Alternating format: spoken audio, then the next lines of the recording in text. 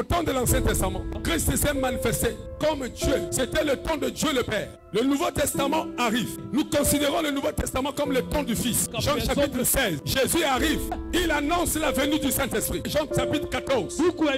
Jean chapitre 16. Alléluia. Jésus annonce dans ces deux chapitres les fusions du Saint-Esprit. Il a dit, je m'en vais. Je vais chez mon Père. Mais je vous enverrai l'Esprit. Donc par là, je me redirai une personne. Nous sommes dans la dispensation de l'Esprit. Le temps de la loi est passé. Le temps du Père est passé. Le Fils est venu. Il a travaillé comme étant le Fils, qui était la parole. Après son départ, il nous annonce une nouvelle saison, une nouvelle dispensation. C'est le temps de l'Esprit. Jésus lui-même, il a dit, je suis parti, je vous enverrai le consolateur. Il ne parlera pas de lui-même. Il prendra ce qui est en moi et il vous le donnera. C'est que le Saint-Esprit n'agit pas lui-même. Le Saint-Esprit ne parle pas de lui-même. Le Saint-Esprit élève le nom de Jésus-Christ. Ceux qui ont le Saint-Esprit, selon la parole de Dieu, dans le livre des Romains, au chapitre 8, que l'Esprit de Dieu témoigne à notre esprit. Nous sommes enfants de Dieu. Joël a annoncé la période du Saint-Esprit. Écoutez ce que Joël va dire. Il a dit vers les derniers temps, Dieu va répondre de son esprit sur toute chair. Annoncer une période que le dernier jour arrive. Le dernier jour prend effet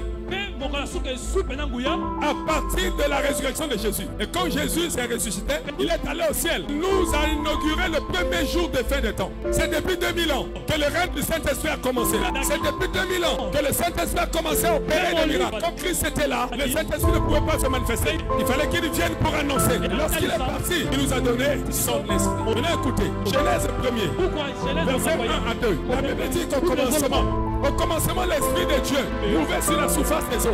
La terre était informe et vide. Mais l'Esprit était là. Mais l'Esprit ne pouvait rien faire.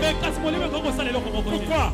Parce que l'Esprit ne peut pas se manifester sans qu'il ait la parole. L'Esprit de Dieu travaille avec la parole. L'Esprit de Dieu est la puissance de Dieu. La puissance de Dieu travaille avec sa parole. Avoir le Saint-Esprit ne suffit pas. Il te faut la parole. C'est la parole qui fera en sorte que le Saint-Esprit rentre en mouvement. Ma Bible me dit, et Dieu dit, lorsque Dieu a commencé à parler, l'Esprit qui planait sur la surface des eaux a commencé à se mouvoir. Quand nous faisons des miracles, ce que vous voyez là, c'est la manifestation de l'Esprit. C'est à l'homme de commander et dire au Saint-Esprit d'agir. Appelle-toi. Comme nous partâmes au lieu de la prière, ils ont vu un homme qui était malade. Jean et Pierre, ils ont dit à cet homme, toi tu es paralysé.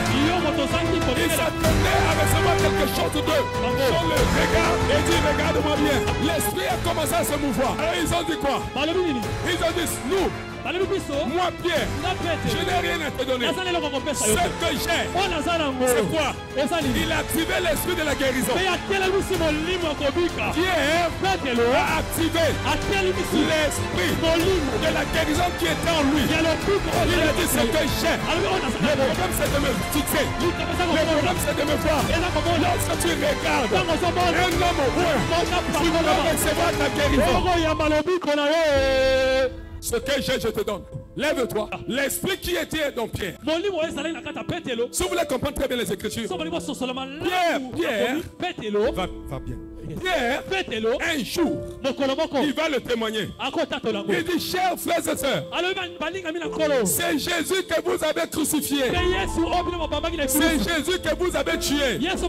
C'est celui-là qui travaille en nous. Tous les miracles que vous voyez ne viennent pas de nous, mais ça vient de qui? De Jésus. C'est par là que je comprends que l'esprit de Dieu était entré dans le paralytique. C'est Pierre qui l'avait activé. En premier avant Jean. Tu peux être un homme de Dieu, mais dormir avec l'esprit. Tu peux vivre avec l'esprit de Dieu. L'esprit de Dieu est là. Aussi longtemps que tu ne l'actives pas, il n'agira pas. Et Dieu dit,